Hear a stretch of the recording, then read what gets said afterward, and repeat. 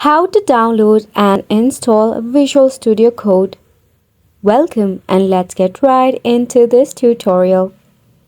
For this, all you need to do is just tap open a browser, search for Code Visual Studio or search for code.visualstudio.com.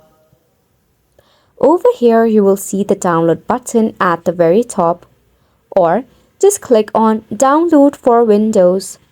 If you are using MacBook or iOS, fear not, it also has a version for it. As you can see, the download process has been initiated.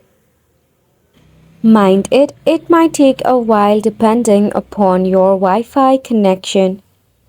After it is installed, just like any other software, you need to extract it, after which just fulfill the process that is prompted and instructed to you. After it is installed, just tap Open to launch. Video Studio Code is a code editor aimed at software developers. It's not just a simple text editor, it offers features to make coding more efficient and enjoyable, such as syntax highlighting, code completion, snippets, and more.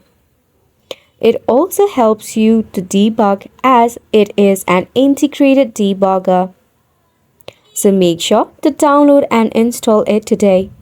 We hope that you found this video helpful and informative to you. Thank you so much for tuning in.